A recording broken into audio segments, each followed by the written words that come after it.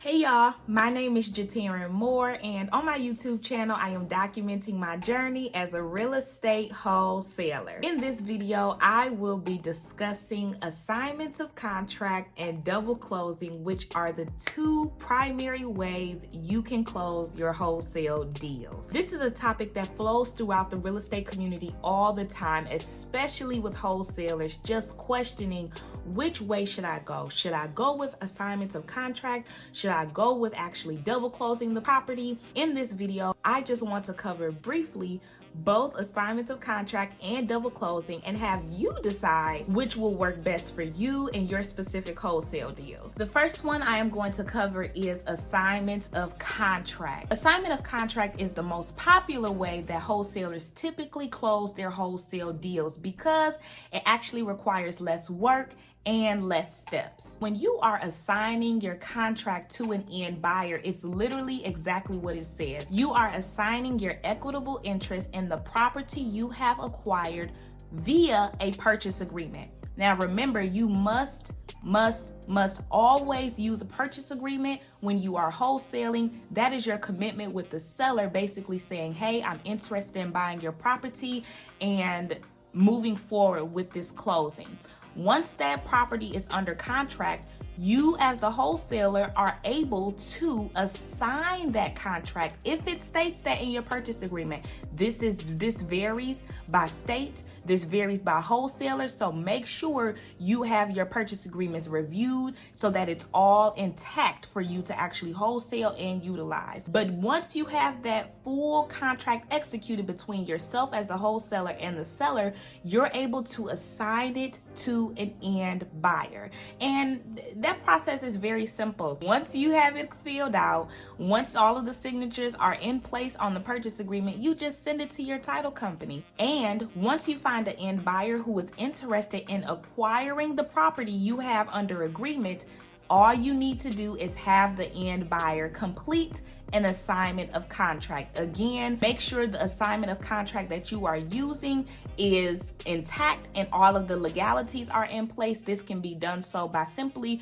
having your escrow officer, your title company, or an attorney review these documents for you. Once the purchase agreement and the assignment of contract are both completed, send them to the title company. I typically just send the purchase agreement in, and then once I have the assignment of contract, I send that into the title company.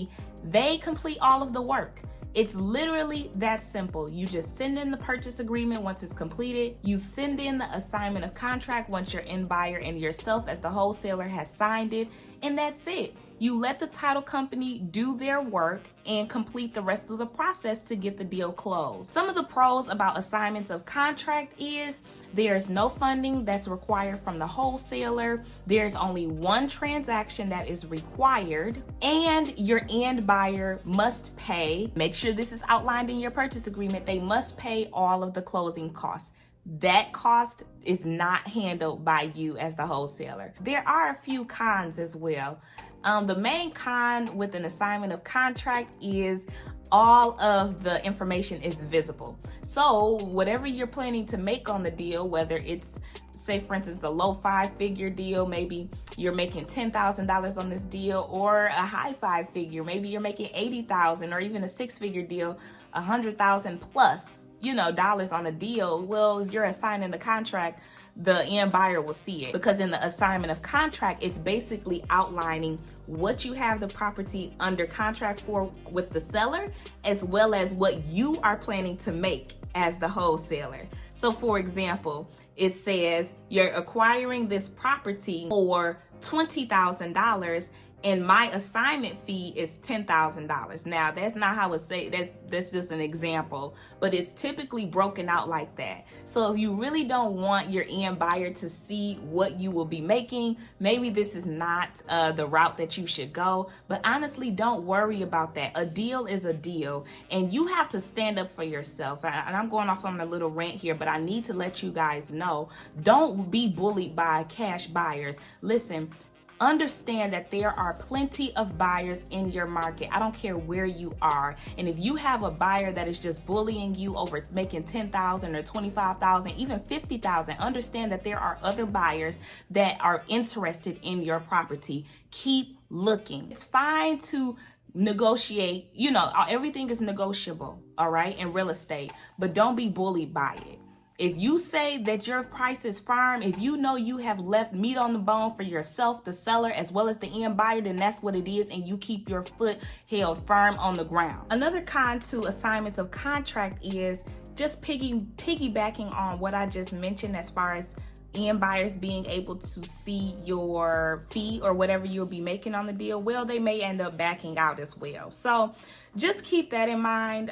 If they're upset or they feelings hurt because of how much you're making, understand that they may back out and they just may not move forward with it. And that's okay. Remember, I told you there are more buyers out there in your market. There are plenty of fish in the sea. If your deal is an actual deal and it is a hot deal, an end buyer is going to purchase it from you with no problem. The second way to close your wholesale deals is via double closings. Now, this is where we get a little bit in detail. It gets a little bit tricky, but honestly, it's not that bad either, because again, the title company will be handling most of the work. There's just a few additional steps that are required in order for you to double close a property. Double closings is the simultaneous purchase and sale of a real estate property that involves three different parties. It involves the original seller, the investor or wholesaler as yourself, and the end buyer. There are many different reasons why people will double close on a property. In some states, double closing is not legal. In some states, it is legal, and it is actually the only way that you can wholesale. So you just have to figure out where exactly you're able to do this method. Here in Michigan, where I am able to double close as well as assign contracts, and I have done both, okay? So with the double closings, it's an A-B transaction that occurs, and then it's a B-C transaction that occurs. The A-B transaction involves the seller and yourself as the wholesaler. So that's one transaction. The B-C transaction involves yourself as the wholesaler and your end buyer.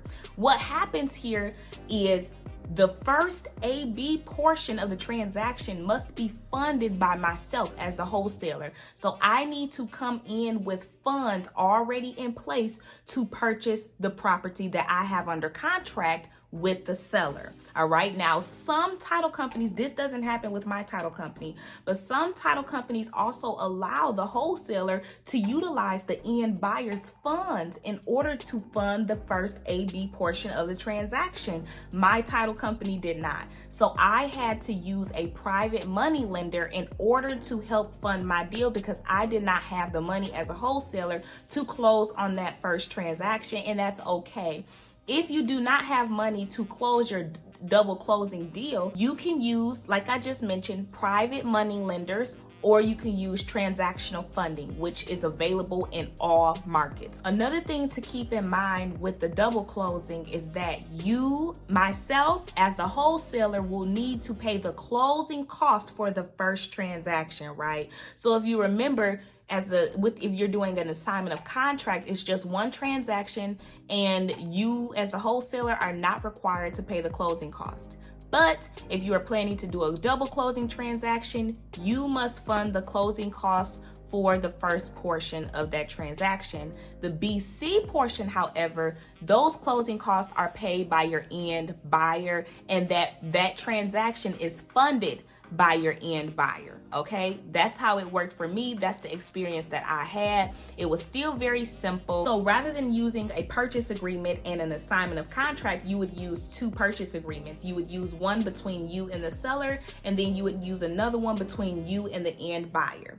Now, a few pros to double closing is that if you are making a substantial amount of money on your deal, say for example, it's just like you're making a high five-figure profit, $90,000, or even over six figures. You know, you're making $100,000 plus on your deal. If you're double closing, the cash buyer won't see how much you're making because you put it in a purchase agreement. Remember, I said in assignment of contract, it's visible.